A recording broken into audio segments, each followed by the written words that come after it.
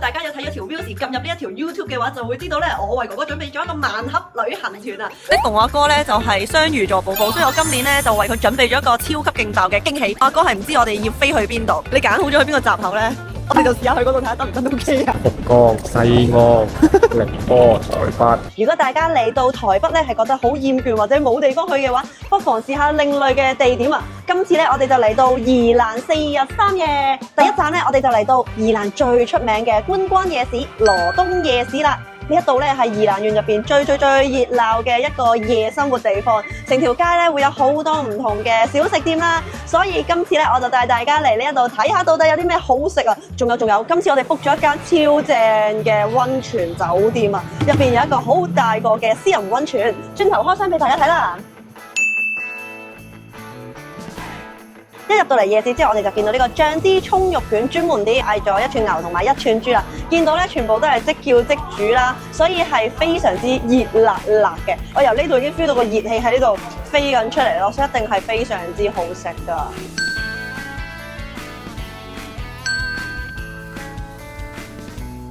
呢串最好食翻到我，佢咧係加咗啲醬汁落去燒咯，所以咧你會食到鹹鹹地、燶燶地嘅味道啦。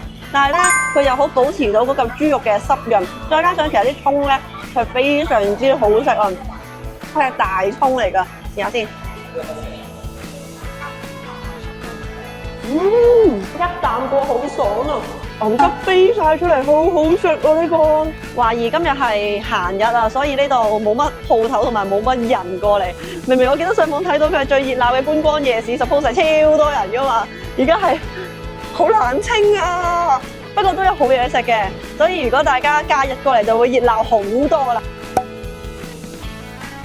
第二站忍唔住我都係翻咗嚟食呢一個花生卷嘅雪糕。之前喺第二個夜市食到真係超好食，呢次成功勁快手。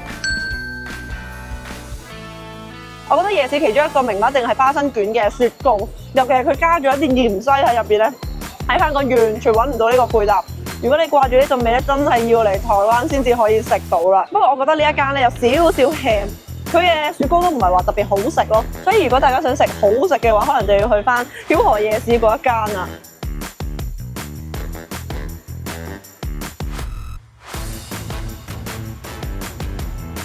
哦，幾好食喎，幾 juicy 喎。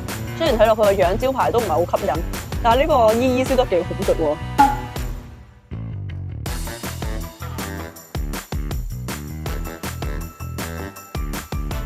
最後攞呢一個3星葱餡餅嚟完結咗我哋呢個羅東夜市嘅掃街啊！好鹹啊，太鹹啦！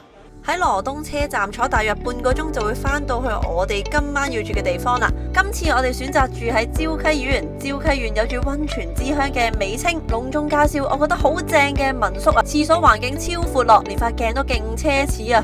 洗手盆可以放成3至4個人嘅化妝品噶，重點要嚟啦！呢度竟然係有私人溫泉噶，仲要係好深，唔係 hea 你嗰啲 size 喎。呢度嘅溫泉係碳酸氫鹽泉，分別有冷泉同熱湯可以俾你揀。講真，每一日我最期待嘅行程就係出去玩完之後翻嚟浸溫泉嗰個 me time 嘅時光啊！The next day 嚟到宜蘭，其實有好多唔同嘅動物農場可以玩啊！今次咧，我哋就嚟到呢個蘭嶼動物王國啦，似乎咧係2、3年前新開嘅動物園。一入到嚟之後咧，我已經聽到係熟悉嘅鸚鵡叫聲啊！點解我會揀呢一個農場？係因為我見到呢一度有其他農場冇嘅嘢，就係食蟻獸同埋樹懶啊，同埋呢度係有爬蟲嘅。所以我覺得呢一度嘅動物都幾多元化，不過今日落雨，天氣唔係咁好，所以有啲活動應該係冇得接觸嘅。第一個區域就係鸚鵡互動區啦，起碼有超過40隻嘅鸚鵡可以俾你哋接觸同埋互動啊！只要乖乖地企喺度，佢哋有機會會飛到你膊頭嗰度同你一齊玩添啊！呢一度比較好嘅地方就係只要你肯打卡嘅話，佢都會送免費嘅嘢食，可以俾你哋試下餵下鸚鵡。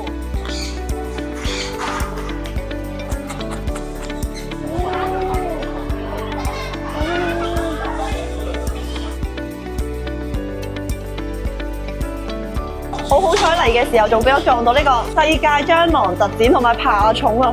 好多曱甴啊 ！Oh my god！呢度有好多唔同嘅曱甴知識。阿哥，你快啲喺度捉一隻曱甴上嚟啊！唔要啦！佢係可以捉㗎，你睇唔睇到？哇！喺鸚鵡區同曱甴展隔離呢，就有兔仔同埋天竺鼠車車嘅區域啊，佢哋都好可愛。不過我對佢哋呢就冇乜興趣啦。向前行，終於嚟到我最期待嘅區域，就係爬蟲區啦。可唔可以摸下呢個頭啊？哇！世界上第2大嘅陸龜啊，你睇下，阿哥你睇下。題外話，水豚本身唔係住喺呢一度嘅，但係佢嗰度裝修緊，所以就被逼同陸龜一齊住先啦。講真，見到阿哥喺呢度同啲水豚啊、陸龜啊玩得咁開心呢，我就知道我冇帶錯距離啦。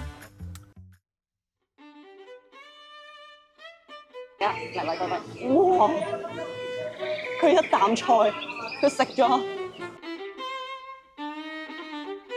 繼續向前行就會係室外嘅區域，分別可以見到草泥馬啦、綿羊啦，同埋3隻小豬，即係豬啊！豬鼻，撳豬鼻，開門，會北，開門，哇！望下先，你又要望啊？小豬鼻、大豬鼻、大豬鼻、大豬鼻，就嚟跳出嚟。呢一個係一隻朱利安娜豬嘅豬，世界上最細嘅寵物豬。而家咧準備進入袋鼠區域啦，亦都係呢一個動物園先至會有嘅動物互動。好彩而家細雨有少少，呼哇嘅嗰啲喎，哇好細隻啊！唔怪之佢哋走咗出嚟啦。我覺得呢一度比較好嘅地方咧，就係佢每一個地方都有分區域啦，啲動物係唔會大混帳咁樣喺入邊啦，同埋咧佢有好多室內嘅空間，變相好似今日落雨咁樣嘅時候咧，就可以俾大家都可以接觸到動物啦。我哋而家嚟到呢一個農場嘅咖啡位置啊，咁啊見到好靚啦，裝修好乾淨啦，都有意粉啊或者係一啲飯類俾我哋揀嘅，咁我哋就諗住喺呢度食完嘢食之後咧，就諗下要唔要去多一個農場。哇！食完嘢啦，個天都仲係陰陰地，因為買呢張入場券嘅時候咧，佢係包咗2次嘅餵食體驗啊！我哋啱啱淨係餵咗龜龜同埋水豚嗰度係計1次啦。第一次見到就係咁慘淡啊，拎住嘢食都冇獎嚟食。見唔見到啊？見唔見到？有啦，多謝啦。有多謝啦，係咪啊？有冇？打交啊！喺你頭頂打交。咁大鑊！睇完鸚鵡之後呢，狐獴區都開始可以放我哋入去玩啦。到最後我哋揀咗餵牧草俾啲羊食啊！我入去啦。喂，你嗰度前面，我後面有一隻嚟嘅。哇！你餵埋佢啦。佢跟住我哋。好，我哋啱啱就去咗呢個蘭嶼動物王國啊，大約咧可以喺度逗留2個幾鐘左右啦，訂 call 車去埋張美阿媽農場，佢係同呢一度完全唔同 style 嘅農場嚟嘅，嗰度入邊呢啲小動物就會放養式啦，一個大嘅圍欄入邊。哇，我哋嚟到張美阿媽農場啦。好，好，唔知係咪今日閒日嘅關係，真係冇乜人咯。嗱，呢度就有，呢度錄，哇，佢望住我哋啦，但係唔好意思，我想向前行先啊。點解又有鸚鵡嘅？我嚟嗰陣冇鸚鵡喎，當年。嗱啊，食啦！哇，你睇下佢就係咁樣。老實講，其實我對張美阿媽農場咧係感到失望嘅。好多年前我已經同 friend 嚟過一次啦，嗰陣時係非常之熱鬧啦，然後好多動物啦，成個環境係更加優美同埋更加寬敞。但係你而家見到成個園區入邊淨係得1隻龜啦，或者係數量少咗好多好多，連個園區嘅 size 咧都細咗好多嘅。同埋去完蘭嶼動植物王國之後，我覺得將啲動物妥善分區可以更加有效地接觸。不過就動物數量嚟講，其實我都見到佢有增加咗狐獴啦同埋鸚鵡嘅，所以如果大家想自由自在接觸嘅話，就可以嚟張美阿媽農場；想有效分區接觸嘅話，就可以去蘭嶼動植物王國啦。今集一於嚟到呢一度先，下一集將會帶大家去蘇澳同埋食燒窯雞，最後仲會開箱埋星宇航空 Business Class 添啊！記住 follow 同埋 subscribe 我嘅 YouTube channel 啦〜